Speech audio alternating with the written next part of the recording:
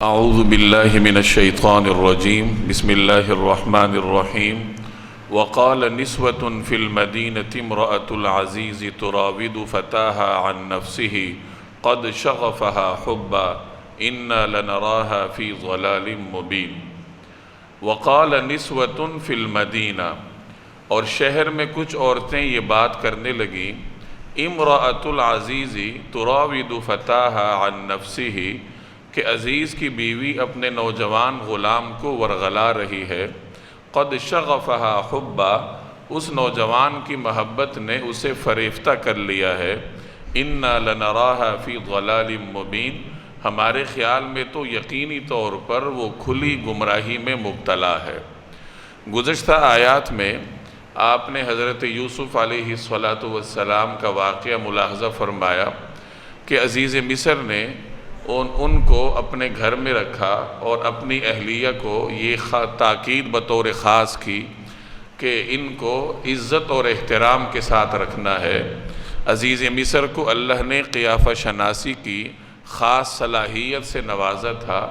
وہ اپنی خداداد صلاحیتوں کی بنیاد پر یہ جان گیا تھا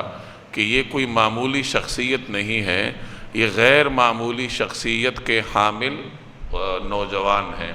چنانچہ انہوں نے اس لیے انہیں احترام کے ساتھ رکھنے کی تاکید کی۔ پھر اس کے بعد آپ نے واقعے کے اگلا حصہ سنا کہ عزیز مصر کی بیوی شیطانی پھندے میں آ کر شیطانی وسوسے میں آ گئی، وہ حضرت یوسف علیہ السلام کو ورغلانے لگی، لیکن اللہ تبارک و تعالی نے سیدنا یوسف علیہ السلام کی حفاظت فرمائی، اور عزیز مصر پر بھی یہ معاملہ واضح ہوا کہ غلطی میری بیوی کی ہے، چنانچہ اس نے معاملے کو دبانے کے لیے حضرت یوسف علیہ السلام سے کہا کہ آپ درگزر فرمائیے، اور اپنی بیوی کو کہا کہ تم ہی خطا کار ہو اور تم اپنے گناہ پر معافی مانگو۔ اس نے تو معاملہ رفع کرنے کی کوشش کی، لیکن بہرحال معاملہ بعض اوقات چھپتا نہیں ہے، تو ہوتے ہوتے یہ بات نکل گئی،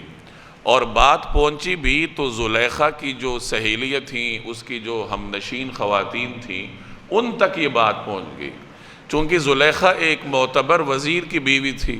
تو اس کا اٹھنا بیٹھنا بھی عام خواتین میں نہیں تھا،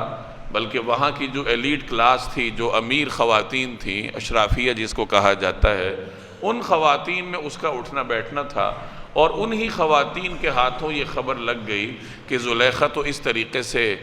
ایک نوجوان کے عشق میں مبتلا ہے۔ چنانچہ وہ آپس میں اس بات کو بڑھانے لگیں، جس طرح خواتین کی عادت ہوتی ہے کہ جب ایک بات کا سرا ہاتھ لگتا ہے تو وہ کھوج میں لگ جاتی ہیں، وہ آپس میں وہ باتیں کرتی رہتی ہیں، اور وہ اس طریقے سے بات گھومتی رہتی ہے۔ تو ان خواتین کے درمیان بھی اب یہ بات گھومنے لگی۔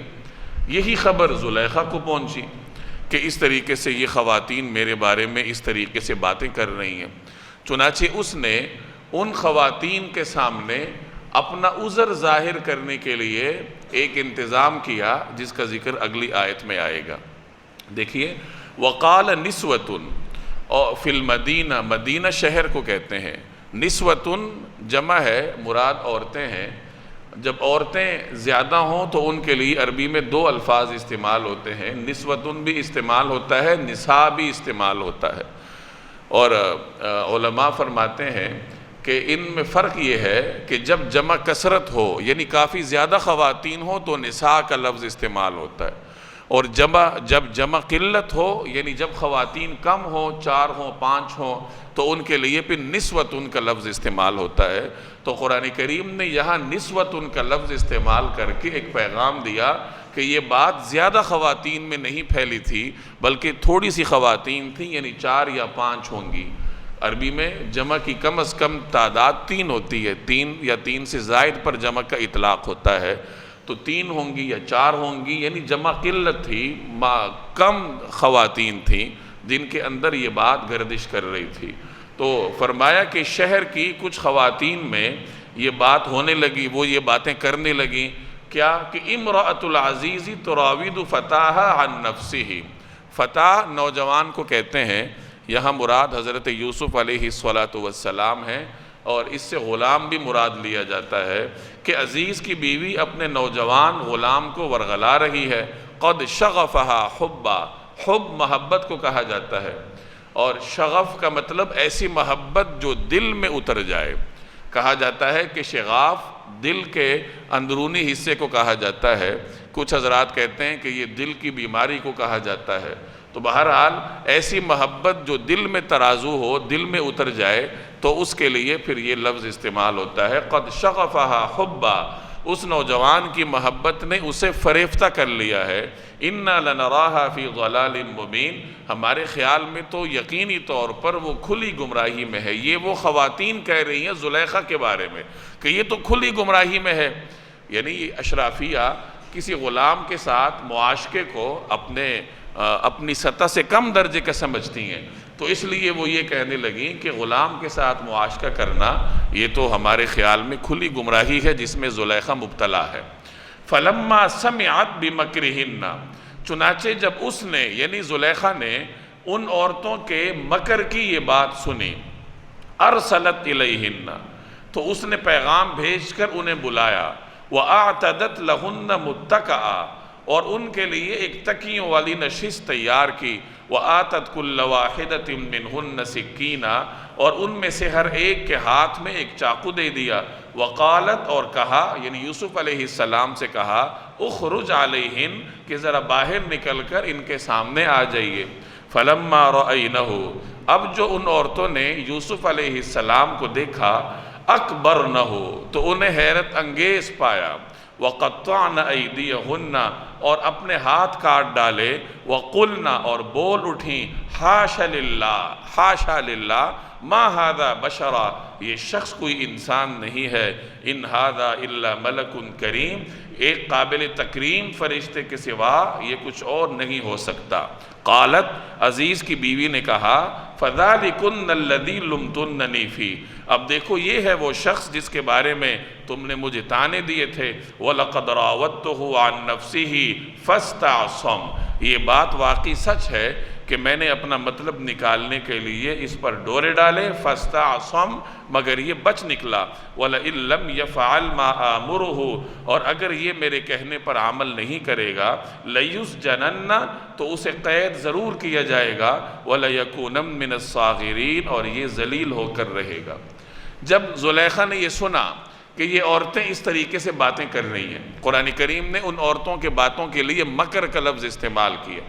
مکر کا لفظ اس لیے استعمال ہوا کہ وہ عورتیں آپس میں چیمگوئیاں کر رہی تھیں، بڑھا چڑھا کر اس واقعے کو بیان کرنے کی کوشش کر رہی تھیں۔ دوسری بات یہ ہے کہ وہ عورتیں اپنی پارسائی جتلا رہی تھیں کہ زلیخا کو ایسا نہیں کرنا چاہیے، لیکن مفسرین نے یہاں تک لکھا ہے کہ در حقیقت وہ خود یہ چاہتی تھیں کہ کسی طریقے سے ہمیں بھی حضرت یوسف علیہ السلام کے دیدار کا موقع مل جائے، ان کے حسن و جمال کے واقعات سن کر وہ یہ چاہتی تھیں، تو ان کے زبان کے حروف کچھ اور تھے، زبان سے کچھ اور کہہ رہی تھیں، اور دل میں خیالات کچھ اور تھے، اس لیے ان کی باتوں کے بارے میں قرآن کریم نے مکر کا لفظ استعمال کیا۔ تو جب زلیخا نے سنا کہ وہ اس طریقے سے باتیں کر رہی ہیں، تو اس نے ایک انتظام کا سوچا، اور وہ انتظام اس نے اس لیے کیا کہ حقیقت حال ان کے سامنے آ جائے۔ زلیخا کو معلوم تھا کہ وہ عورتیں بھی کوئی اتنی پارسان نہیں ہیں، جب سیدنا یوسف علیہ السلام کے حسن کو وہ دیکھیں گی اور ان کی شخصیت اور روب جلال کو دیکھیں گی تو یقیناً وہ مجھے سمجھیں گی کہ میں بے گناہ ہوں، اور اس قسم کے حسن کو دیکھ کر ہم جیسی خواتین پھر اور کیا کریں۔ تو اس لیے اس نے یہ ایک انتظام کیا، اور انتظام یہ کیا کہ اس نے ایک مجلس کا انتظام کیا، ایک مجلس سجائی۔ قرآن کریم نے اس کے لیے متکئہ کا لفظ استعمال کیا۔ متکئہ کا مطلب تکیوں والی نشست، جیسے آج عربوں میں آج بھی یہ رواج ہے، ہمارے ہاں قبائلی علاقوں میں بھی یہ کلچر ہے کہ مہمانوں کے لیے نیچے گدے کا، قالین کا انتظام کیا جاتا ہے، اس کے اوپر تکیے لگائے جاتے ہیں۔ تو یہ اس زمانے میں مصر کی تہذیب میں بھی یہ چیز رائج ہوگی، تو زلیخا نے اس طریقے سے بندوبست کیا کہ تکیے لگائے، قالین کا انتظام کیا ہوگا، اور اس وقت پھر لوگ کھانے کے لیے ایک چھوٹا سا میز استعمال کرتے تھے تاکہ نیچے بیٹھ کر پھر انہیں جھکنا نہ پڑے، جسے خوان کہا جاتا ہے۔ حدیث میں آتا ہے رسول اللہ صلی اللہ علیہ وسلم کے بارے میں کہ لا یأکل علی خوان، کہ نبی کریم صلی اللہ علیہ وسلم نے کبھی خوان پر کھانا تناول نہیں فرمایا۔ آگے اسی روایت میں پھر راوی سے پوچھا گیا کہ پھر وہ کیسے کھانا تناول فرماتے تھے، تو راوی حضرت انس فرمانے لگے کہ دسترخوان پر تناول فرمایا کرتے تھے۔ کان یأکل علی الارض، رسول اللہ صلی اللہ علیہ وسلم زمین پر بیٹھ کر دسترخوان پر کھانا تناول کرنا پسند فرماتے تھے۔ چونکہ آپ صلی اللہ علیہ وسلم نے ایک سادہ اور بے تکلف زندگی گزاری ہے، تو اس لیے رسول اللہ صلی اللہ علیہ وسلم نے اور دیگر انبیاء علیہ السلام نے اس طریقے سے کھانے کے انداز کو پسند فرمایا ہے۔ تو کھانے میں مرغوب طریقہ کار تو یہی ہے کہ زمین پر بیٹھ کر دسترخوان پر کھایا جائے، لیکن بہرحال اگر میز کرسی پر کھایا جاتا ہے تو اس میں بھی کسی قسم کا کوئی حرج نہیں ہے، کوئی مذائقہ نہیں ہے، کیونکہ رسول اللہ صلی اللہ علیہ وسلم نے اس کی ممانعت بھی نہیں فرمائی۔ لیکن بہرحال اگر کوئی آدمی سنت پر عمل کی نیت سے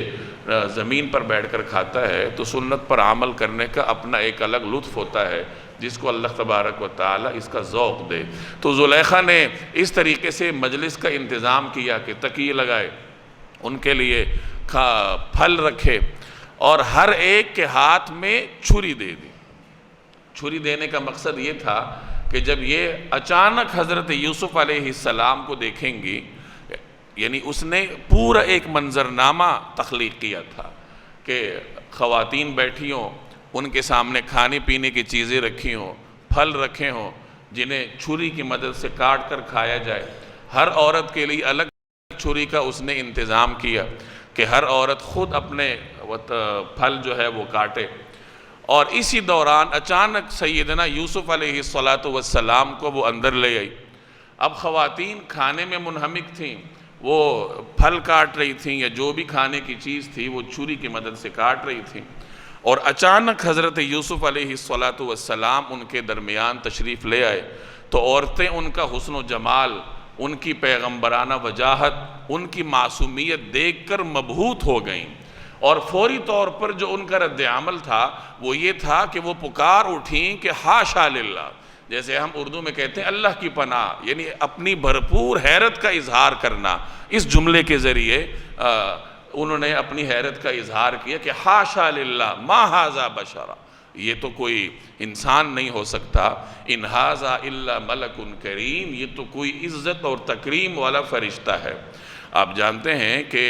بدصورتی اور نحوست کے لیے شیطان کو بطور استعارے کے استعمال کیا جاتا ہے کہ فلاں تو بالکل شیطان مجسم ہے، جب اس کی نحوست کو اور اس کی بدصورتی کو بیان کرنا ہو، اور خوبصورتی اور معصومیت کے لیے فرشتے کو بطور استعارے کے استعمال کیا جاتا ہے کہ فلاں شخص تو بالکل فرشتہ صفت ہے۔ تو ان خواتین نے بھی اسی طریقہ کار کے مطابق حضرت یوسف علیہ السلام کو فرشتے کے ساتھ تشبیہ دی، یعنی انہوں نے حسن و جمال کا لفظوں میں اظہار کرنے کے لیے فرشتوں کے لفظ کا سہارا لیا کہ ان کے پاس اور کوئی تعبیر نہیں تھی۔ تو وہ کہنے لگیں کہ یہ تو کوئی انسان نہیں ہو سکتا، انسان بھی بھلا ایسا معصومیت اور حسن و جمال کا پیکر ہو سکتا ہے، یہ تو کوئی فرشتہ ہی ہو سکتا ہے۔ یہ ان کا فوری رد عمل تھا، اور وہ چونکہ مبہوت ہو گئیں، اسی عالم میں ان کی چھریاں جو پھل پر چلنی تھی وہ ان کے ہاتھ پر چل گئیں، اپنے ہاتھ انہوں نے کاٹ ڈالے۔ یہاں مفسرین نے ایک اور نکتہ لکھا ہے کہ ان خواتین نے جو پھلوں کی بجائے اپنے ہاتھوں پر چھری چلائی تھی تو وہ انہوں نے جان بوجھ کر چلائی تھی۔ وہ یہ چاہتی تھیں کہ چونکہ یوسف علیہ السلام ان کے درمیان سے جب گزر رہے تھے تو نظریں جھکا کر گزر رہے تھے، جس طریقے سے ایک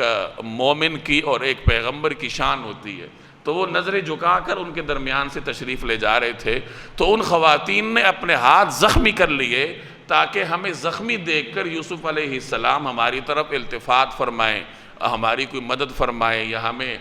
کوئی چیز دیں اپنے زخم پر رکھنے کے لیے۔ تو یوسف علیہ السلام کی توجہ حاصل کرنے کے لیے انہوں نے اپنے ہاتھوں کو زخم لگائے۔ کچھ مفسرین حضرات نے یہ نکتہ بھی لکھا ہے۔ تو بہرحال اس طریقے سے سیدنا یوسف علیہ السلام کا حسن ان پر ظاہر ہوا، اور آگے پھر آپ پڑھیں گے کہ انہوں نے پھر سمجھ لیا کہ زلیخا تو واقعی بے قصور ہے، اور وہ بھی حضرت یوسف علیہ السلام کو سمجھانے لگیں کہ دیکھو یہ تمہاری مالکن ہے اور آپ ان کے گھر میں رہتے ہیں، تو آپ کو ان کی باتیں مان لینی چاہیے۔ اور کچھ مفسرین لکھتے ہیں کہ دبے لفظوں میں وہ خواتین اپنی بھی خواہش کا اظہار کرنے لگیں۔ یہ صورتحال دیکھ کر پھر سیدنا یوسف علیہ السلام نے دعا کی، جس کا ذکر اگلی آیت میں آئے گا۔ دیکھیے، فَلَمَّا سَمِعَتْ بِمَكْرِهِنَّ، چنانچہ جب اس نے یعنی زلیخا نے ان عورتوں کے مکر کی یہ بات سنی، ارسلت الیہن، تو اس نے پیغام بھیج کر انہیں بلوایا، وَأَعْتَدَتْ لَهُنَّ مُتَّكَأً، اور ان کے لیے ایک تکیوں والی نشست تیار کی، وَآتَتْ كُلَّ وَاحِدَةٍ مِّنْهُنَّ سِكِّينًا، اور ان میں سے ہر ایک کے ہاتھ میں ایک چاقو دے دیا۔ اس سے یہ معلوم ہوتا ہے کہ اس زمانے میں مصر کی تہذیب میں چاقو اور کانٹے چھری کا رواج تھا کھانے پینے کے لیے، چنانچہ مصریوں کی تہذیب میں بھی تھا۔ علماء فرماتے ہیں کہ یونانی تہذیب میں بھی یہ رواج تھا، اور بعد میں اب یورپین تہذیب میں بھی چھری کانٹے کا رواج موجود ہے، جبکہ اس کے مقابلے میں عربوں کا یہ رواج تھا کہ وہ ہاتھ سے کھایا کرتے تھے۔ جناب رسول اللہ صلی اللہ علیہ وسلم نے بھی ہاتھ سے ہی کھانا تناول فرمانا پسند فرمایا ہے۔ چنانچہ ایک روایت میں آپ صلی اللہ علیہ وسلم نے فرمایا کہ کھانے کے لیے چھری کا استعمال نہ کیا کرو، فَإِنَّهُ مِن صَنِيعِ الْأَعَاجِمِ، کیونکہ یہ اعاجم کی عادات میں سے ہے، یعنی یہ اہل عجم کی عادات میں سے ہے، یہ تکلفات میں سے ہے، اس لیے چھری کانٹے کا استعمال پسندیدہ نہیں سمجھا گیا۔ آپ صلی اللہ علیہ وسلم عام طور پر گوشت کو اپنے ہاتھ سے پکڑ کر دانتوں کے ساتھ نوچ کر تناول فرمایا کرتے تھے، لیکن چھری کانٹے کا استعمال منع بھی نہیں ہے۔ بعض روایات میں نبی کریم صلی اللہ علیہ وسلم سے بوقت ضرورت چھری کا استعمال بھی ثابت ہے۔ چنانچہ حضرت مغیرہ بن شعبہ رضی اللہ تعالی عنہ روایت کرتے ہیں کہ میں ایک مرتبہ رسول اللہ صلی اللہ علیہ وسلم کا مہمان بنا، آپ صلی اللہ علیہ وسلم نے کھانے کا انتظام فرمایا، اور بکری کا پہلو یعنی گوشت آپ نے میرے لیے بھنا ہوا گوشت آپ صلی اللہ علیہ وسلم نے منگوایا، اس کا انتظام فرمایا، اور گوشت کو کاٹنے کے لیے نبی کریم صلی اللہ علیہ وسلم نے اپنے دست اقدس سے چھری پکڑی۔ اب چونکہ وہاں گوشت کا ٹکڑا بڑا ہوگا تو اس کو چھوٹا کرنے کے لیے، کاٹنے کے لیے نبی کریم صلی اللہ علیہ وسلم نے چھری کا استعمال فرمایا۔ تو اتنے میں حضرت بلال آئے اور آپ صلی اللہ علیہ وسلم کو نماز کی اطلاع دی، تو آپ نے چھری رکھی اور فرمایا ما لہو تربت یدا، کہ کیا ہو گیا اس کو، اس کے ہاتھ خاک آلود ہوں۔ یہ بے تکلفی کا جملہ ہے جو عربوں میں استعمال ہوتا تھا۔ نبی کریم صلی اللہ علیہ وسلم بھی بعض اوقات کسی صحابی کے لیے بے تکلفی میں یہ استعمال فرما لیا کرتے تھے۔ مقصد یہ کہ ابھی ہم کھانا کھا رہے ہیں، مہمان کی مہمان نوازی ہو رہی ہے، تو ان کو کیا ضرورت تھی نماز کی اطلاع دینے کی، کھانے سے فراغت کے بعد بھی نماز پڑھی جا سکتی تھی، تو اس لیے آپ نے فرمایا ما لہو تربت یدا۔ تو خیر اس روایت سے یہ معلوم ہوا کہ چھری کا استعمال بھی حسب ضرورت کھانے میں کیا جا سکتا ہے، اور نبی کریم صلی اللہ علیہ وسلم سے ثابت ہے۔ بہرحال اصل سنت یہی ہے کہ دائیں ہاتھ سے کھایا جائے، لیکن اگر ضرورت ہو تو پھر چھری کا، چمچ کا یا کانٹے کا استعمال میں بھی کسی قسم کی کوئی حرج نہیں ہے۔ تو زلیخا نے ہر ایک کو چھری پکڑائی اور یوسف علیہ السلام سے کہا کہ باہر آئیے۔ جب ان عورتوں نے دیکھا تو وہ بہت حیرت زدہ ہوئیں اور اپنے ہاتھ کاٹ ڈالے اور کہنے لگیں کہ حاشا للہ، یہ تو انسان نہیں ہو سکتے، یہ تو قابل تکریم فرشتہ ہی ہو سکتا ہے۔ اب زلیخا نے کہا فَذَلِكُنَّ الَّذِي لُمْتُنَّنِي فِي، کہ دیکھو یہ ہے وہ شخص جس کے بارے میں تم مجھے ملامت کر رہی تھی، اب بتاؤ کہ میں کیا کروں۔ وَلَقَدْ رَاوَدتُّهُ عَن نَفْسِهِ، اور میں نے اپنا مطلب نکالنے کے لیے اس پر ڈورے ڈالے، ورغلانے کی کوشش کی، فَاسْتَعْصَمَ، مگر یہ بچ نکلا۔ وَلَئِن لَمْ يَفْعَلْ، اور اگر یہ نہیں کرے گا مَا آمُرُهُ، جس کا میں حکم دے رہی ہوں، لَيُسْجَنَنَّ، تو یہ جیل میں جائے گا، وَلَيَكُونَ مِنَ الصَّاغِرِينَ، اور یہ ذلیل ہو کر رہے گا۔ اب یہ دھمکی والا ماحول یوسف علیہ السلام کے سامنے آیا کہ دھمکی ان کو مل رہی ہے کہ یا تو بات مانو ورنہ آپ کو جیل جانا پڑے گا۔ تو یوسف علیہ السلام جلیل القدر اولو العزم پیغمبر تھے، تو اس موقع پر انہوں نے اسی عزیمت کا اظہار فرمایا جس کی توقع ایک پیغمبر سے ہو سکتی ہے۔ انہوں نے گویا ان عورتوں کو یہ پیغام دیا، یہ دعا انہوں نے اس موقع پر یہ دعا مانگی کہ یا اللہ یہ عورتیں جس طرف مجھے بلا رہی ہیں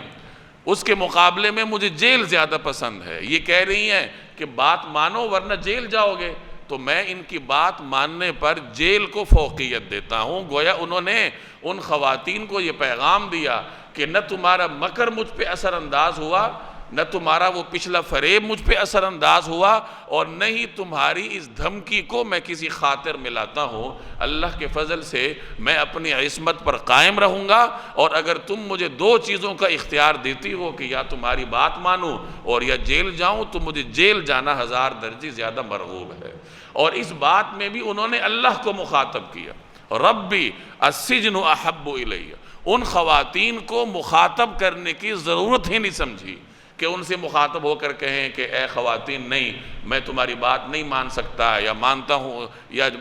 جیل جانا مجھے مرغوب ہے۔ انہوں نے ان خواتین کو سرے سے ان کی طرف التفات ہی نہیں فرمایا، بلکہ اللہ کو پکار کر کہتے ہیں کہ یا اللہ یہ جو دو باتیں میرے سامنے رکھ رہی ہیں تو ان میں سے مجھے جیل زیادہ مرغوب ہے۔ یہ گویا کہ ان کی طرف سے ایک عزیمت کا اظہار تھا، ایک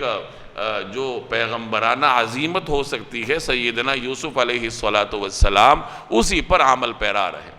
اور اس میں انہوں نے ایک اور پیغام بھی دیا۔ اس آیت میں ایک اور سبق بھی ہے کہ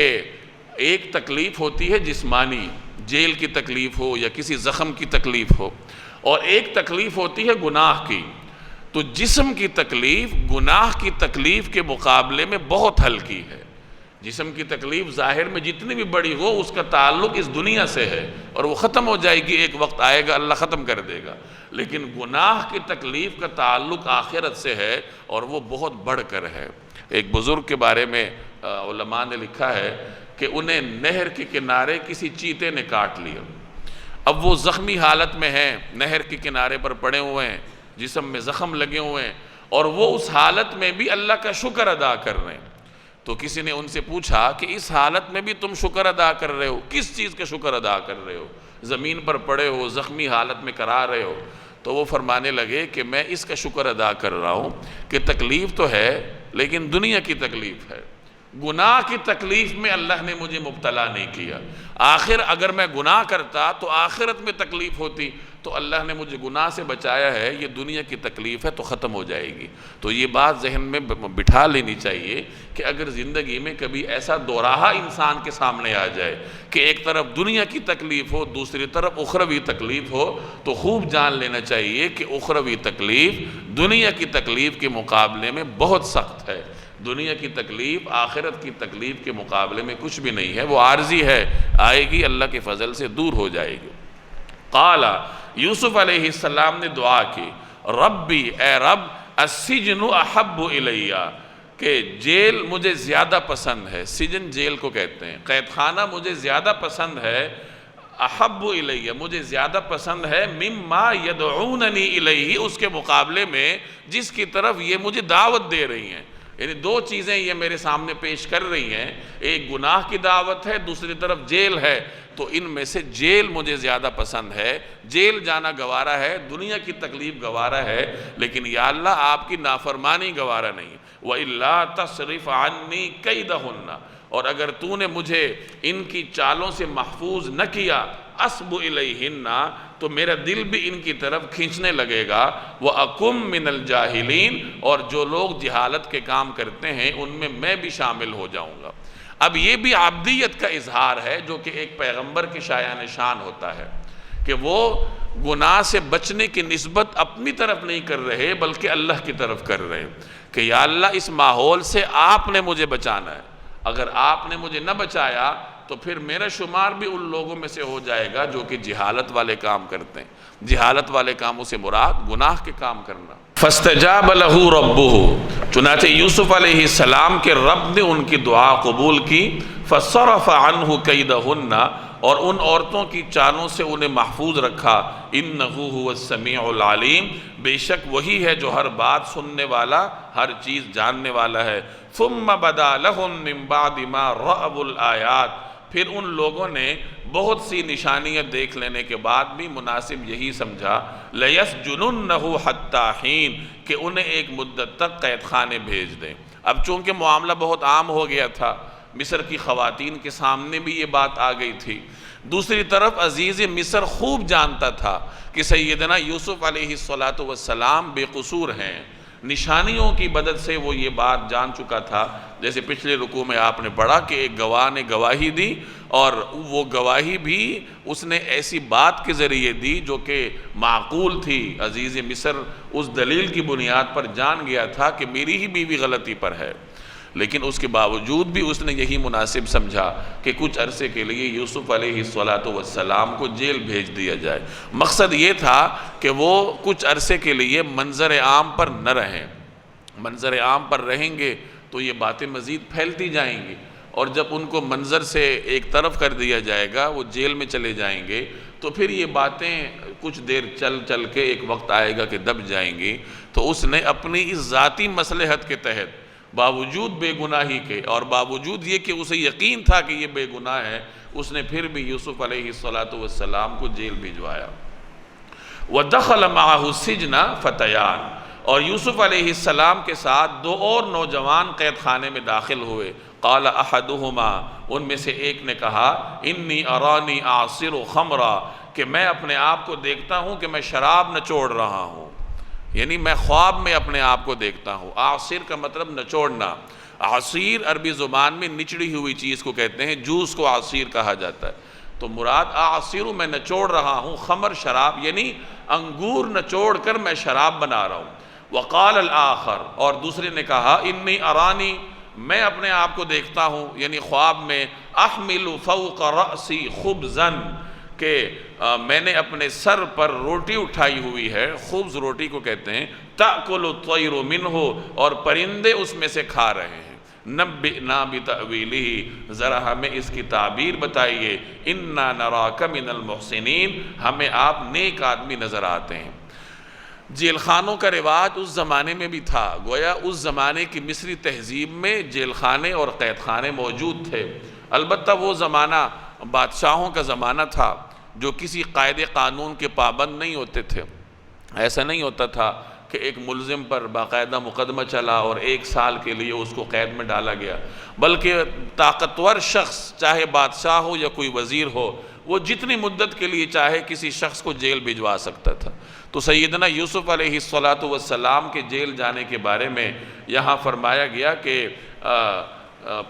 پچھلی آیت میں لَيَسْجُنُنَّهُ حَتَّى حِينٍ ایک مدت کے لیے انہیں جیل میں رکھا جائے۔ اب مدت کیا ہو سکتی ہے؟ تو وہی جو عزیز مصر چاہے، جو طاقتور طبقہ چاہے وہی مدت ہوگی۔ اب کتنی مدت جیل میں رہے؟ تو مفسرین فرماتے ہیں کہ 7 سال یا 9 سال، چونکہ قرآن کریم یا حدیث میں اس کی صراحت نہیں ہے، اپنی تحقیق کے مطابق مفسرین نے اپنی اپنی رائے کا اظہار کیا۔ کچھ حضرات فرماتے ہیں کہ 14 برس رہے، لیکن زیادہ قرین قیاس قول یہی ہے کہ 7 سال سیدنا یوسف علیہ السلام کو قید و بند کی صعوبتیں برداشت کرنی پڑیں۔ یہ گویا سنت یوسف ہی ہے کہ اگر کوئی شخص اپنے ایمان کی حفاظت کے لیے دین کی خاطر جیل چلا جائے۔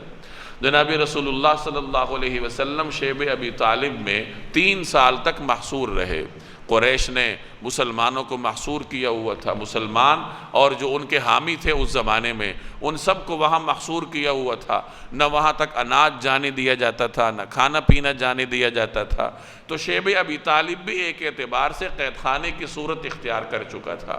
تو قید و بند کی صعوبتیں دین کے لیے برداشت کرنا یہ حضرات انبیاء علیہ السلام کا شیوہ ہے۔ چنانچہ ہر زمانے میں اہل حق لوگ جیلوں میں جاتے رہے ہیں، قید و بند کی صعوبتیں دین کی خاطر، اپنے اور اپنی قوم کے ایمان کی حفاظت کی خاطر یہ صعوبتیں برداشت کرتے رہے ہیں۔ جب یوسف علیہ السلام جیل تشریف لے گئے تو مفسرین فرماتے ہیں کہ اللہ نے انہیں پیغمبرانہ وجاہت عطا فرمائی تھی، پیغمبرانہ اخلاق عطا فرمائے تھے۔ وہ جیل میں لوگوں کے کام آتے تھے، بیماروں کی تیمارداری فرماتے تھے، اور مختلف طریقوں سے جیل میں رہنے والے جو لوگ تھے وہ ان کے عقیدت مند ہو گئے۔ یہاں تک کہ جو جیل کا داروغہ تھا وہ بھی یوسف علیہ السلام کا عقیدت مند ہو گیا، اور اس نے جو جیل کا انتظام تھا وہ یوسف علیہ السلام کے حوالے کیا۔ چنانچہ وہاں جو قید خانے میں مختلف لوگ تھے وہ یوسف علیہ السلام کے پاس آتے جاتے تھے، ان کی مجلس میں بیٹھتے تھے، ان کی گفتگو سنتے تھے۔ اب اس دوران دو ایسے لوگ آئے جو کہ بادشاہ کے مصاحبین میں سے تھے۔ ان میں سے ایک بادشاہ کو شراب پلایا کرتا تھا، اور دوسرا بادشاہ کے مطبخ میں کوئی عہدیدار تھا، کوئی نانبائی تھا، یا بادشاہ کے لیے روٹیوں کا انتظام کرتا تھا۔ تو یہ لوگ جیل آئے۔ کیوں آئے؟ تو کچھ حضرات کہتے ہیں کہ ان پر الزام تھا کہ انہوں نے بادشاہ کو زہر دینے کی کوشش کی ہے، تو ان کے خلاف تحقیق ہو رہی تھی، تو اس دوران انہیں جیل بھیجا گیا۔ اور کچھ لوگ کہتے ہیں کہ نہیں، ان پر بہت تھوڑا معمولی سے الزامات تھے۔ شراب پلانے والے پر یہ الزام تھا کہ اس کی شراب میں مکھی پائی گئی، اور روٹی والے پر یہ الزام تھا کہ اس کی روٹی میں کڑکڑاہٹ یعنی تھوڑی بہت سختی تھی۔ تو اس سے آپ اندازہ لگا سکتے ہیں کہ اس زمانے کے بادشاہوں کا کیا مزاج تھا، اور وہ کس طریقے سے ایک انسان کو جیل بھیجتے تھے، اس کا سر بھی اتار دیتے تھے، کوئی ان کو پوچھنے کی جرت نہیں کر سکتا تھا۔ تو یہ دو نوجوان جیل آئے۔ اب انہوں نے خواب دیکھا۔ ایک خواب دیکھتا ہے کہ میں شراب نچوڑ رہا ہوں، یہ وہی تھا جو پہلے شراب ہی کی ڈیوٹی کرتا تھا۔ اور دوسرا خواب دیکھتا ہے کہ میں نے سر پر روٹیاں رکھی ہوئی ہیں، اور اس میں سے پرندے آ کر کھا رہے ہیں۔ اب خواب کی تعبیر پوچھنی تھی، تو جیسے میں نے عرض کیا کہ جیل میں یوسف علیہ السلام کی نیکی کا، ان کی بزرگی کا، ان کے علم کا شہرہ تھا۔ چنانچہ یہ دونوں بھی یوسف علیہ السلام کے پاس حاضر ہوئے اور آ کر عرض کی کہ اس طریقے سے ہم نے یہ خواب دیکھا ہے، اور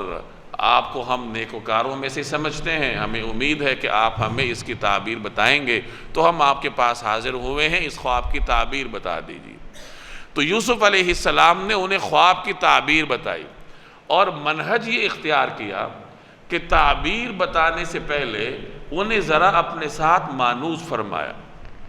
مانوس کرنے کا مقصد یہ تھا کہ ان کے سامنے دین کی دعوت رکھی جائے، چونکہ وہ پیغمبرانہ شان رکھتے تھے، اور پیغمبرانہ شان یہی ہے کہ ہر معاملے میں دین ہی کو فوقیت دی جائے، دین ہی کو ترجیح دی جائے، اور جہاں بھی انسان کا اٹھنا بیٹھنا ہو تو وہاں وہ اللہ کے نام کو لے کر چلے، کسی نہ کسی طریقے سے دوسرے تک اللہ کا پیغام پہنچ جائے۔ تو یوسف علیہ السلام نے اس مقصد کی خاطر طریقہ کار یہ اختیار فرمایا کہ انہیں مانوس کرنے کے لیے ان سے ارشاد فرمایا کہ دیکھو، تمہیں جو جیل میں کھانا دیا جاتا ہے اس کے آنے سے پہلے پہلے میں تمہیں یہ تعبیر بتا دوں گا۔ مقصد یہ تھا کہ آپ کو فکر کرنے کی ضرورت نہیں ہے، تعبیر آپ کو مل جائے گی، اور جلد مل جائے گی۔ جو کھانا تمہیں ملتا ہے اس کے آنے سے پہلے پہلے مل جائے گی۔ یہ گویا کہ مخاطب کو اکتانے سے بچانے کا ایک طریقہ کار تھا۔ یعنی آپ نے کسی کو دعوت دینی ہو، کسی کو تبلیغ کرنی ہو تو حکمت کے تحت دی جاتی ہے، مخاطب کو اکتاہٹ سے بچایا جاتا ہے، اور اس کی نفسیات کا لحاظ رکھتے ہوئے اپنے ساتھ اس کو مانوس کر کے پھر اس کو دعوت دی جاتی ہے۔ تو یوسف علیہ السلام نے یہی طریقہ کار اختیار فرمایا کہ ان سے فرمایا کہ دیکھو، تمہیں کھانا ملنے سے پہلے پہلے میں اس کی تعبیر تمہیں بتا دوں گا۔ اب آگے اپنی بات رکھی۔ بات رکھنے سے پہلے اپنی نسبت بیان فرمائی کہ میرا تعلق اس ملت سے ہے کہ جو حضرت یعقوب علیہ السلام اور حضرت اسحاق علیہ السلام کے ذریعے حضرت ابراہیم علیہ السلام تک پہنچتا ہے۔ یعنی یہ انہوں نے اپنی ان معلومات کا ماخذ ان کو بتایا کہ میرے آباء و اجداد اس راستے پر تھے، اور اسی راستے کی دعوت میں آپ کو دیتا ہوں، یہی راستہ برحق ہے، اور وہ کیا ہے کہ ایک اللہ کی عبادت کرو جو کہ الواحد ہے اور القہار ہے۔ وہ مصر کا ماحول تھا، اور شروع میں ہم پڑھ چکے ہیں کہ وہ بت پرست تھے، مختلف قسم کے دیوتا انہوں نے تراش رکھے تھے۔ عام طور پر سورج کو وہ دیوتا سمجھتے تھے، اور جو ان کا بادشاہ تھا اس کو اس دیوتا کا اوتار سمجھتے تھے۔ تو اس مشرکانہ ماحول میں سیدنا یوسف علیہ السلام نے انہیں دین کی دعوت دی، اور فرمایا کہ اللہ ایک ہے، اور بہتر یہ ہے کہ اسی کی عبادت کی جائے۔ دعوت دینے کے بعد پھر آپ علیہ السلام نے انہیں تعبیر ارشاد فرمائی کہ دیکھو، تعبیر یہ ہے کہ جو انگور نچوڑ رہا ہے تو وہ چھوٹ جائے گا، اور دوبارہ بادشاہ کے دربار میں جائے گا، گویا اپنے منصب پر بحال ہو جائے گا۔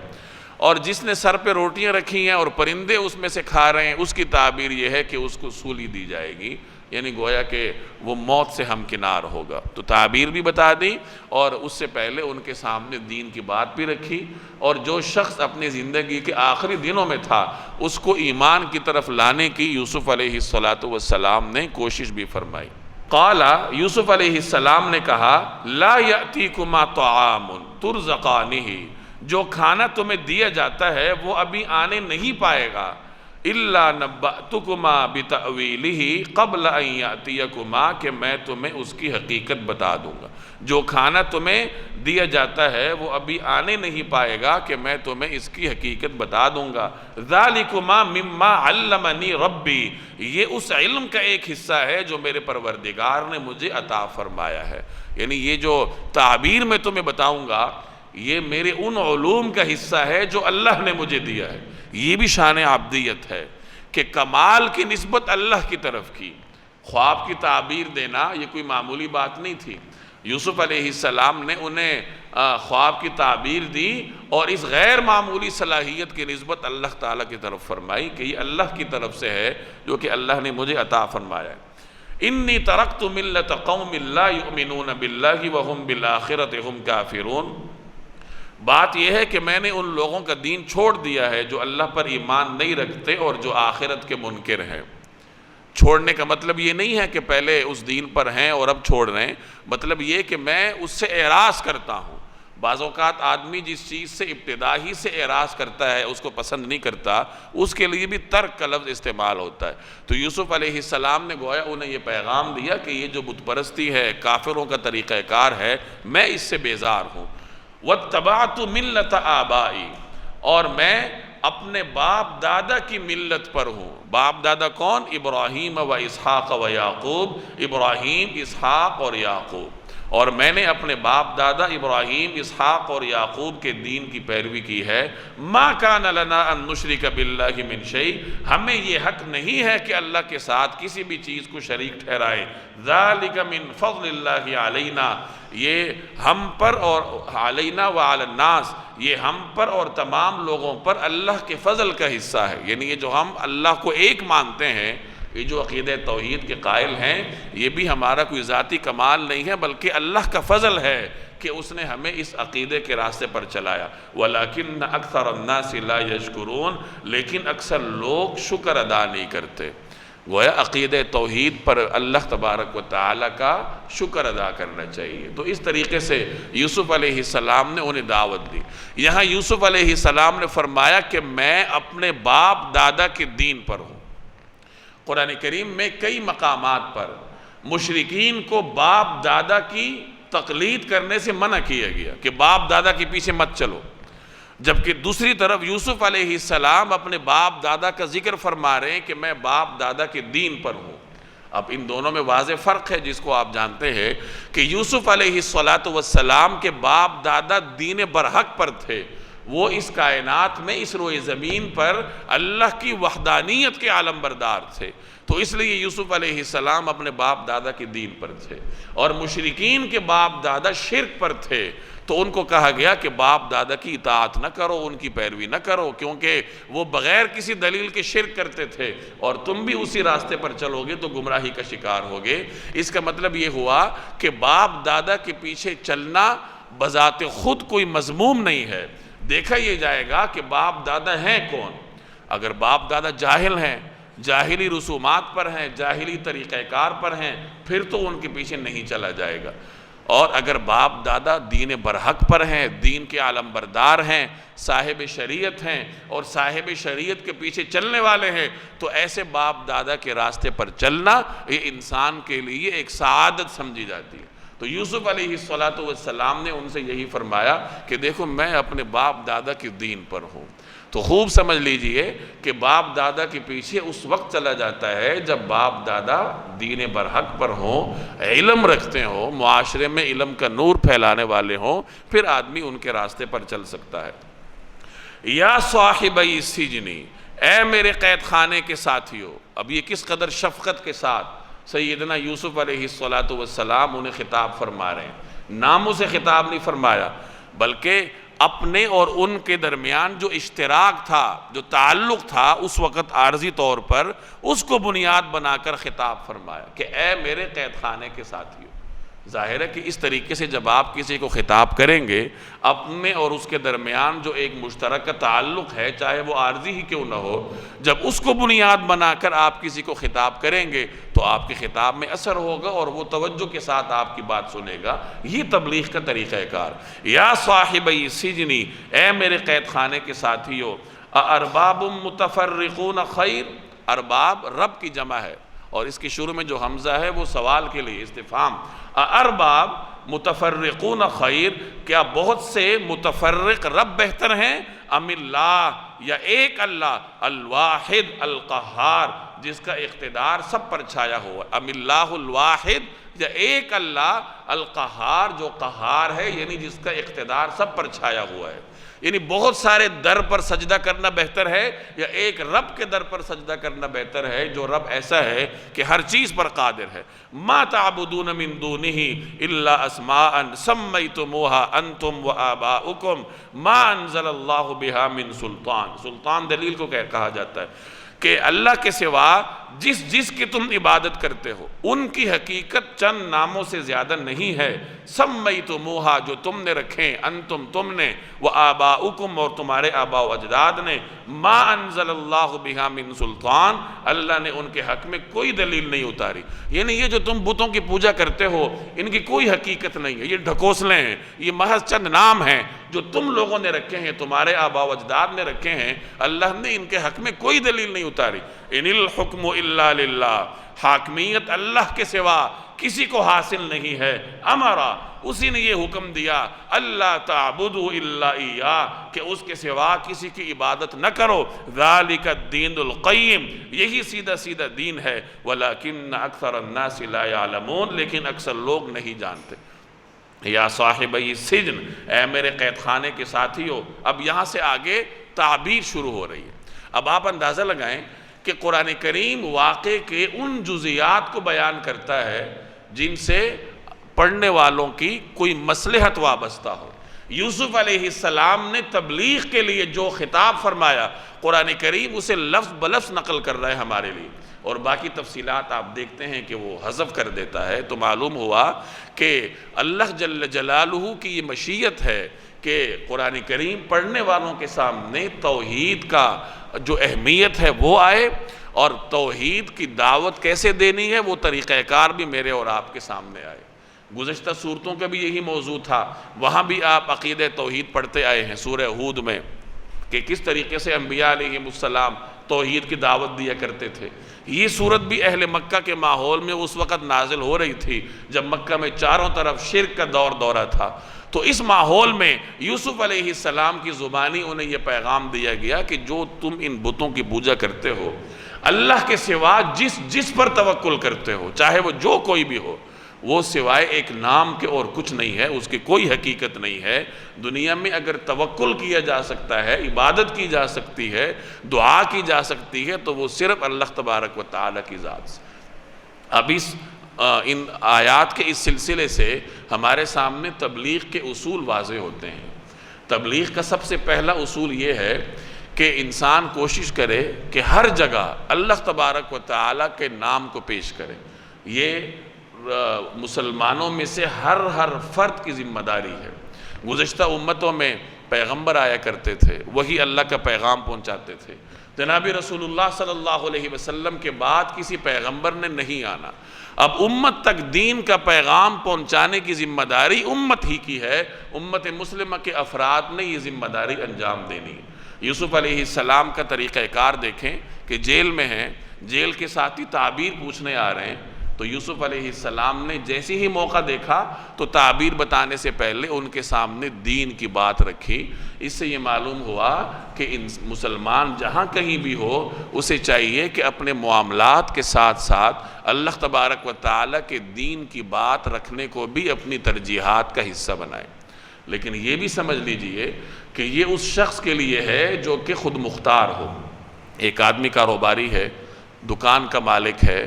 اپنے کاروبار کا مالک ہے، اپنے اوقات کا خود مالک ہے، تو وہ یہ کام کر سکتا ہے کہ جب چاہے باہر چلا جائے، لوگوں کو دین کی دعوت دے، اور اگر کوئی کسٹمر، کوئی گاہک اس کے پاس آتا ہے تو اس کی چیز ہے، اس کا گاہک ہے، اس کا اپنا ذاتی وقت ہے، تو وہ جو چاہے اس کو دعوت دے،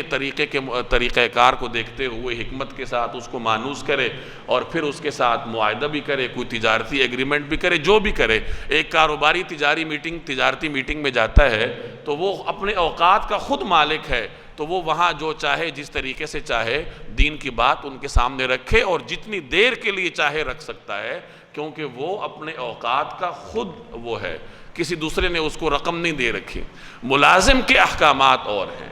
ملازم اپنے اوقات میں خود مختار نہیں ہوتا، وہ تنخواہ دار ہوتا ہے، اور ہمارا دیندار طبقہ اس چیز کو نہیں سمجھتا۔ اگر آپ کسی شخص سے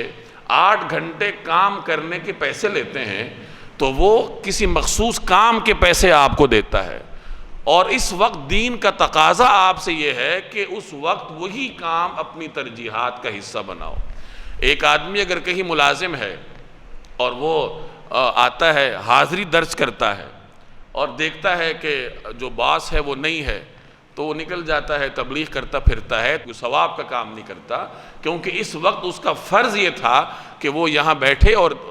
جو کام اس کے سپرد ہے وہ کرے۔ کتنے لوگوں کو میں خود دیکھتا ہوں کہ وہ حاضری لگاتے ہیں اور پھر مسجد چلے جاتے ہیں، اشراق پڑھتے رہتے ہیں، چاشت پڑھتے رہتے ہیں۔ یہ نوافل ان لوگوں کے لیے ہیں جو کہ اپنے اوقات کے خود مالک ہوتے ہیں۔ ایک آدمی کاروباری ہے، وہ 1000 رکعت اشراق پڑھے۔ ملازم کو کس نے اختیار دیا ہے کہ وہ دفتر کی کرسی چھوڑے اور جا کر اشراق پڑھے؟ اس کا کام ہے کہ 5 وقت کی نماز پڑھے، فرائض پڑھے، سنتیں ادا کرے، وہ اللہ کی طرف سے ہے۔ باقی نوافل کی اگر اس کا باس اسے اجازت دیتا ہے تو ادا کرے، ورنہ چپ کر کے بیٹھ کے اپنا کام کرے۔ یہی اس سے دین کی ڈیمانڈ ہے، یہی اس سے دین کا تقاضا ہے۔ ہم لوگ دین کے تقاضے نہیں سمجھتے۔ تو یوسف علیہ السلام جیل میں تھے، ان کے اوقات کسی کے پابند نہیں تھے، تو انہوں نے پیغمبرانہ شان کے مطابق لوگوں کو دعوت دینی شروع کی۔ اس کا یہ مطلب بھی نہیں ہے کہ ملازم ملازمت میں دین کا نام نہیں لے گا، وہ نام لے گا، لیکن عرف کے مطابق۔ ایسا نہیں کرے گا کہ وہ دین کے کام کی وجہ سے اپنے کام کو متاثر کر لے۔ اپنا کام کرے،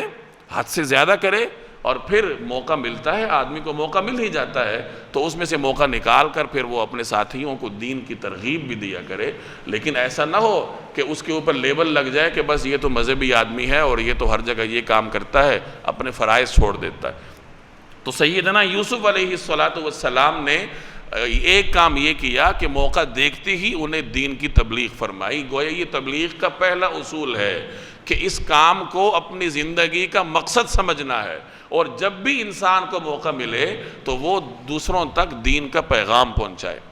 دوسرا اصول یوسف علیہ السلام کے اس منہج سے ہمیں یہ معلوم ہوا کہ معلومات کا ماخذ بھی دوسرے کو بتا دیا جائے۔ جیسے یوسف علیہ السلام ان سے فرما رہے ہیں کہ دیکھو میں جو تمہیں تعبیر بتاؤں گا یہ اس علم کی وجہ سے ہے جو اللہ نے مجھے دیا ہے، اور میں جو تمہیں دین کا پیغام دے رہا ہوں یہ میرے آباء و اجداد کا طریقہ کار ہے، ان سے مجھے یہ پیغام منتقل ہوا ہے۔ اللہ تبارک و تعالی ایک ہے۔ تو معلوم ہوا کہ جب کسی شخص کو آپ دین کی دعوت دیں گے تو اپنا ماخذ بھی اس کو بتائیں کہ میں نے قرآن کریم میں دیکھا ہے، میں نے حدیث پڑھی ہے، میں نے علماء سے سنا ہے، میں نے مبلغین سے سنا ہے کہ یہ کام اس طریقے سے ہوتا ہے۔ تو اپنی معلومات کا ماخذ اور سورس بھی دوسرے کو بتا دینا چاہیے۔ تیسرا اصول ہمیں یہ معلوم ہوا کہ دوسرے کو مانوس کر کے اس سے بات کرنی چاہیے۔ خطاب میں بھی انسیت کا پہلو مد نظر رہے، جیسے یوسف علیہ السلام ان سے فرما رہے ہیں اے میرے جیل خانے کے ساتھیو، اے میرے قید کے ساتھیو، یعنی اپنے تعلق میں جو اشتراک ہے اس کو بنیاد بنا کر فرما رہے ہیں۔ تو مخاطب اس طریقے سے کیا جائے کہ دوسرا بندہ آپ کے ساتھ مانوس ہو جائے، اور اس کو اکتاہٹ میں مبتلا کرنے سے گریز کرنا چاہیے۔ ایسا نہ ہو کہ آپ تقریر شروع کر دیں اور مخاطب کو یہ فکر ہو کہ اب یہ ختم کب کرے گا۔ یوسف علیہ السلام نے انہیں پہلے ہی فرما دیا کہ دیکھو تمہیں جو کھانا ملے گا اس سے پہلے تمہیں تعبیر مل جائے گی۔ اب کھانا ہو سکتا ہے 10 منٹ بعد ملتا ہو، گھنٹے بعد ملتا ہو، جتنا بھی ہو، وقت متعین تھا تو متعین کر کے بتا دیا کہ تمہیں تعبیر مل جائے گی اس سے پہلے، اور اس سے پہلے آپ یہ بات سنیے۔ مانوس بھی کیا،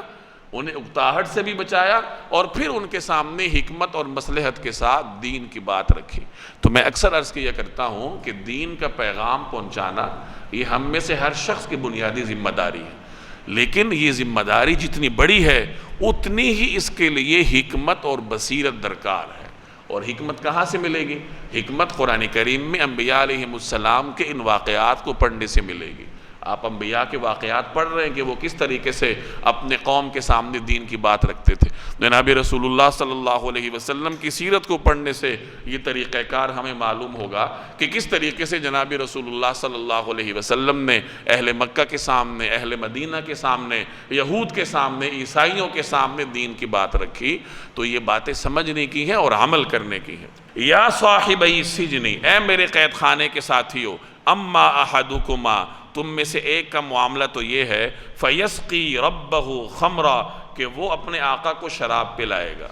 یعنی وہ چھوٹ جائے گا، آزادی ملے گی اور وہ اپنے منصب پر بحال ہوگا، شراب پلائے گا۔ وَأَمَّا الْآخَرُ، رہا دوسرا، فَيُسْلَبُ، تو اسے سولی دی جائے گی، فَتَأْكُلُ الطَّيْرُ مِنْ رَأْسِهِ، جس کے نتیجے میں پرندے اس کے سر کو کھائیں گے۔ قُضِيَ الْأَمْرُ،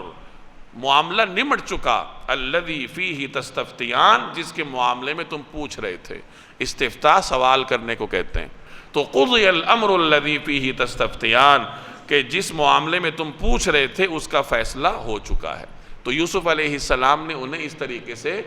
دین کی دعوت دی، ان کو اپنے ساتھ مانوس کیا اور اس کے بعد خواب کی تعبیر بتا دی۔ وقال، اور فرمایا، للذی ظن انہ ناج منہما، اس شخص سے جس کے بارے میں انہیں گمان تھا کہ وہ نجات پائے گا۔ ناجن کا معنی نجات پانے والا، یعنی ان دونوں میں سے جس کے بارے میں یہ تعبیر دی گئی کہ وہ چھوٹ جائے گا اور جا کر اپنے منصب پر بحال ہوگا، اس سے یوسف علیہ السلام نے فرمایا، اذکرنی عند ربک، کہ اپنے آقا کے سامنے میرا ذکر کرنا۔ فَأَنْسَاهُ الشَّيْطَانِ، پھر ہوا یہ کہ شیطان نے اس کو یہ بات بلا دی، ذکر ربہ، کہ وہ اپنے آقا سے یوسف علیہ السلام کا تذکرہ کرتا۔ فَلَبِثَ فِي السِّجْنِ بِضْعَ سِنِينَ، چنانچہ وہ کئی برس قید خانے میں رہے۔ اب جس شخص نے آزاد ہونا تھا یوسف علیہ السلام کی تعبیر کے مطابق، اس سے سیدنا یوسف علیہ السلام نے فرمایا کہ دیکھو، جب تم جاؤ گے، یعنی جب تم دربار میں جاؤ گے، منصب پر بحال ہوگے، تو ظاہر ہے کہ اس کی بادشاہ کے ساتھ قربت ہونی تھی۔ تو پھر آپ نے فرمایا کہ بادشاہ کے سامنے میرا ذکر کر دینا۔ اب میرے ذکر سے کیا مراد ہے؟ مفسرین نے اس پر بحث کی ہے۔ یوسف علیہ السلام کی شخصیت کے دو پہلو تھے۔ ایک تو ان کی شخصیت کا ذاتی پہلو تھا کہ وہ کنویں میں ڈالے گئے، پھر مصر کے بازار میں بیچے گئے، پھر عزیز مصر کے گھر میں رہے، پھر اس طریقے سے سازش کا شکار ہو کر انہیں مظلومانہ طور پر جیل بھیجا گیا۔ ان کی زندگی کا دوسرا پہلو دعوتی پہلو تھا کہ وہ اللہ کے پیغمبر تھے، پیغمبروں کی اولاد میں سے تھے، اور اس زمانے میں، اس کائنات میں، روئے زمین میں اللہ جل جلالہ کے دین کے علمبردار تھے۔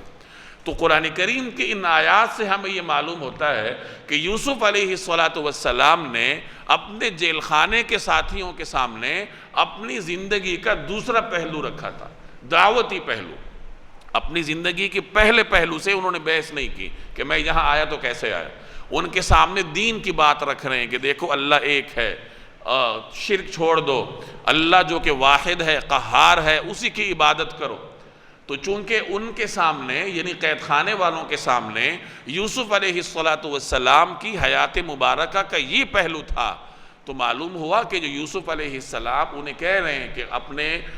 مالک یعنی بادشاہ کے سامنے میرا ذکر کرنا، تو اس کا مطلب یہ تھا کہ بادشاہ کو جا کر بتانا، یہ پیغام اس کو سنانا جو میں تمہیں سنا رہا ہوں، اور اس کو بتانا کہ اس طریقے سے ایک شخصیت ہے جو کہ یہ پیغام، اس پیغام کی حامل ہے، اور انہوں نے اس طریقے سے ہمیں یہ پیغام دیا اور ہم آپ کے سامنے اس پیغام کو سنا رہے ہیں۔ تو یہ مقصد ہے اس آیت کا، کہ اس آیت کے اس حصے کا، کہ اذکرنی عند ربک، کہ اپنے آقا کے سامنے، بادشاہ کے سامنے میرا ذکر کرنا، یعنی میری دعوت کو بادشاہ کے سامنے رکھنا۔ تو ہوا یہ کہ جب وہ شخص گیا تو بس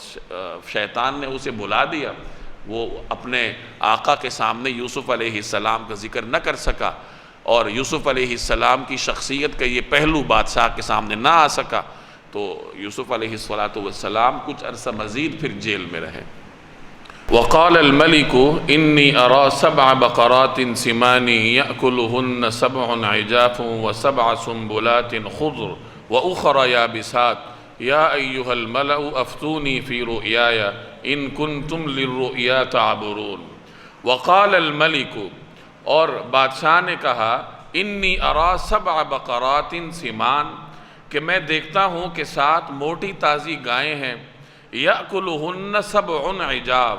جنہیں 7 دبلی پتلی گائیں کھا رہی ہیں، وسبع سنبلات خضر، نیز 7 خوشے ہرے بھرے ہیں، وأخر یابسات، اور 7 اور ہیں جو سوکھے ہوئے ہیں۔ یا ایہا الملأ، اے درباریو، افتونی فی رؤیایا، میرے اس خواب کا مطلب بتاؤ، ان کنتم للرؤیا تعبرون، اگر تم خواب کی تعبیر دے سکتے ہو۔ قالو، انہوں نے کہا، اضغاث احلام، یہ پریشان قسم کے خواب معلوم ہوتے ہیں، وما نحن بتأویل الاحلام بعالمین، اور ہم خوابوں کی تعبیر کے علم سے واقف نہیں۔ وقال الذی نجا منہما، اور کہا اس نے جو کہ ان 2 قیدیوں میں سے نجات یافتہ تھا، جو رہا ہو گیا تھا، وَذَّكَرَ بَعْدَ أُمَّةٍ، اور اسے ایک لمبے عرصے کے بعد بات یاد آئی تھی، یعنی یوسف علیہ السلام کی بات یاد آئی تھی۔ انا انبئکم بتأویلہ، اس نے کہا میں آپ کو اس خواب کی تعبیر بتائے دیتا ہوں، فارسلون، پس مجھے بھیج دیجئے، یعنی مجھے یوسف علیہ السلام کے پاس قید خانے میں بھیجیے۔ یوسف، اب وہ قید خانے گیا اور جا کر کہا، اے یوسف علیہ السلام، ایہا الصدیق، اے وہ شخص جس کی ہر بات سچی ہوتی ہے، افتنا، ہمیں مطلب بتائیے، فی 7 بقرات سمان، کہ 7 موٹی تازی گائیں ہیں، یأکلہن، جنہیں کھا رہی ہیں، 7 عجاف، 7 دبلی پتلی گائیں، وسبع سنبلات خضر، اور 7 خوشے ہرے بھرے ہیں، وأخر یابسات، اور دوسرے 7 اور ہیں جو سوکھے ہوئے ہیں، اور لعلی ارجع الی الناس لعلہم یعلمون، شاید میں لوگوں کے پاس واپس جاؤں تاکہ وہ بھی حقیقت جان لیں۔ قال، یوسف علیہ السلام نے فرمایا، تزرعون 7 سنین دأبا، تم 7 سال تک مسلسل زمین میں غلہ اگاؤ گے، فما حصدتم، اس دوران جو فصل کاٹو، فذروہ فی سنبلہ، تو اس کو اس کی بالیوں ہی میں رہنے دو، الا قلیلا مما تأکلون، البتہ تھوڑا سا غلہ جو تمہارے کھانے کے کام آئے، یعنی وہ نکال لینا۔ ثم یأتی من بعد ذلک 7 شداد، پھر اس کے بعد تم پر 7 سال ایسے آئیں گے جو بڑے سخت ہوں گے، یأکلن ما قدمتم لہن، اور جو کچھ ذخیرہ تم نے ان سالوں کے لیے جمع کر رکھا ہوگا اس کو کھا جائیں گے، الا قلیلا مما تحسنون، ہاں البتہ تھوڑا سا حصہ جو تم محفوظ کر سکو گے۔ ثم یأتی من بعد ذلک عام، پھر اس کے بعد 1 سال ایسا آئے گا، فیہ یغاث الناس، جس میں لوگوں پر خوب بارش ہوگی، وفیہ یعصرون، اور وہ اس میں انگور کا شیرہ نچوڑیں گے۔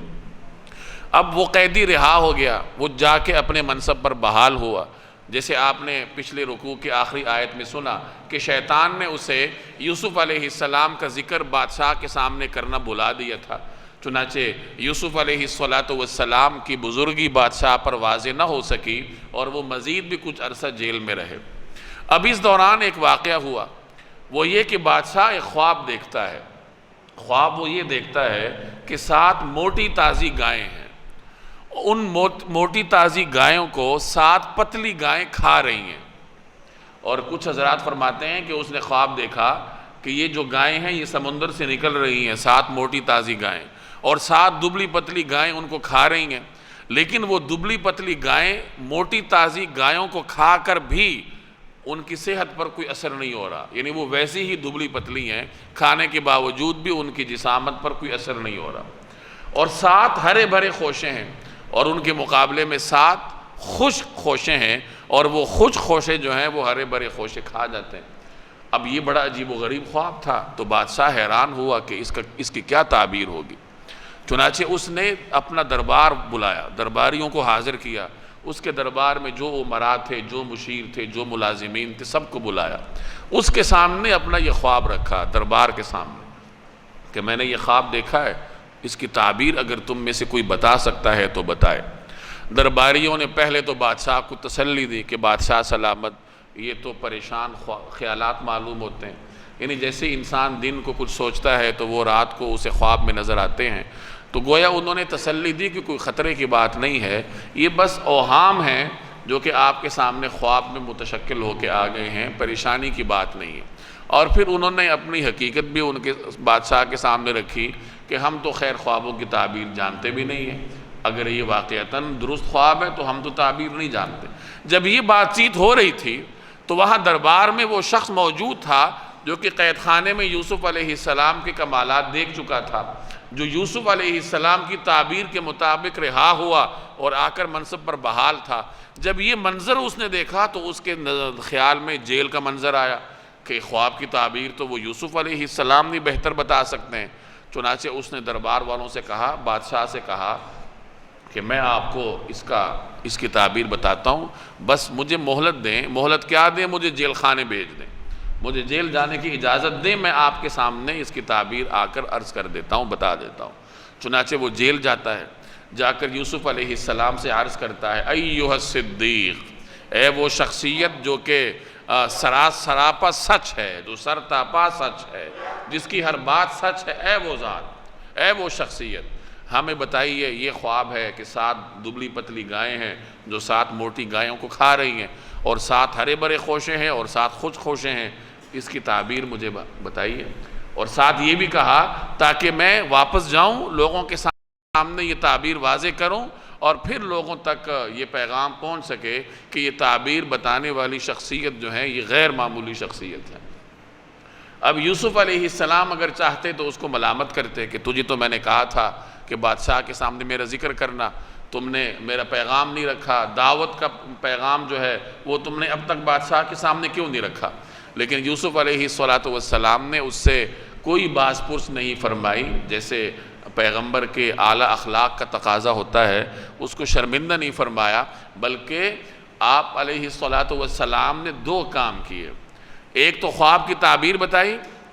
اور اس تعبیر میں جو مشکلات تھیں ان مشکلات کا حل بھی بتایا، یعنی اس تعبیر کے مطابق تم پر یہ مشکل آئے گی اور ان مشکلات سے تم نے نکلنا کیسے ہے، اس کا حل بھی سیدنا یوسف علیہ السلام نے انہیں بتا دیا۔ اس کا مطلب یہ ہوا کہ علماء کا یہ کام ہوتا ہے کہ وہ کسی نئے معاملے کو صرف ناجائز ہی نہ کہیں بلکہ عام لوگوں کے سامنے اس کا متبادل بھی رکھیں۔ اگر ایک ڈاکٹر ہے وہ کسی مرض کا علاج کر رہا ہے تو اس کا صرف یہ کام نہیں ہوتا کہ وہ مریض کو کہہ دے کہ یہ بہت بڑا مرض ہے، بلکہ اس کا حل بھی اس کو بتائے۔ اگر وہ لا علاج مرض بھی ہے پھر بھی ممکنہ تدابیر اس کو بتائے کہ تم اس سے کیسے کیسے بچ سکتے ہو۔ تو یوسف علیہ السلام نے انہیں تعبیر بتائی اور اس تعبیر کے مطابق ان پر جو مشکلات آنی تھی اس کا حل بھی بتایا۔ تعبیر یہ بتائی کہ یہ جو 7 پتلی گائیں 7 موٹی گایوں کو کھا رہی ہیں اور 7 خوشے ہرے بھرے ہیں اور 7 خشک ہیں، اس کا مطلب یہ ہے کہ تم پر جو اگلے 7 سال ہیں وہ بڑے فراوانی کے ہوں گے، تمہارے پاس خوب غلہ ہوگا، اور اس کے بعد جو 7 سال آئیں گے وہ بہت سخت ہوں گے، ان میں قحط سالی ہوگی، ان میں لوگ دانے دانے کو محتاج ہوں گے۔ یعنی 7 موٹی گایوں سے مراد اگلے 7 سال ہے جو کہ فراوانی کے ہیں، اور پتلی گایوں سے مراد اس کے آگے جو 7 سال ہیں جو قحط کے ہیں وہ مراد ہیں، اور دبلی گائیں جو موٹی گایوں کو کھا رہی ہیں تو اس کا مطلب یہ ہے کہ اس دوران جو کچھ تم جمع کرو گے تو وہ قحط والے سالوں میں تم کھا جاؤ گے۔ تو یوسف علیہ السلام نے ان پر آنے والی مشکل بھی واضح فرمائی اور ساتھ حل بھی بتایا۔ حل یہ بتایا کہ یہ جو 7 سال فراوانی کے ہیں ان میں جو بھی تمہیں اناج ملتا ہے تو کچھ نہ کچھ اناج ایسا ضرور رکھو جس کو تم خوشوں سے نہ نکالو۔ یہ اللہ کی قدرت ہے کہ اس نے گندم کے دانے مختلف اناج کے دانے خوشوں میں رکھے ہوتے ہیں، اور خوشوں سے آپ نہ نکالیں تو وہ طویل زمانے تک ساتھ دے سکتے ہیں، خوشوں سے نکالنے کے بعد ان میں خرابی کا یا ضائع ہونے کا اندیشہ ہوتا ہے۔ تو یوسف علیہ السلام نے فرمایا کہ اس دوران 7 سالوں کے دوران فراوانی ہوگی، جو بھی تم فصل کاشت کرو گے تو اپنی ضرورت کے مطابق اس میں سے کھا لو اور باقی اپنے ان 7 سالوں کے لیے رکھ لو، تاکہ ان 7 سالوں میں پھر تمہیں مشکل نہ ہو۔ اور ان 7 سالوں میں بھی جو قحط والے ہوں گے ان میں بھی کوشش کرو کہ اگلے سال کے لیے کچھ نہ کچھ محفوظ رکھو۔ انہوں نے تعبیر یہ بھی دی تھی کہ ان 14 سالوں کے بعد جو سال آئے گا ان میں خوب فراوانی ہوگی، بارش ہوگی۔ اب اگر کچھ تم نے اناج بچایا ہوگا اس کو بیج کی شکل میں کاشت کر دینا، تو بارش ہوگی تو تمہیں دوبارہ اللہ تبارک و تعالیٰ پھر غلہ نصیب کرے گا۔ اس طریقے سے مصر والے خود بھی بچ جائیں گے قحط سے، اور گرد و پیش کے لوگوں کو بھی قحط سے بچنے میں تعاون فراہم کریں گے۔ یہ انہوں نے تعبیر بھی بتلائی اور اس کا حل بھی بتلایا کہ مشکل سے کیسے نکلو گے۔ اب دیکھو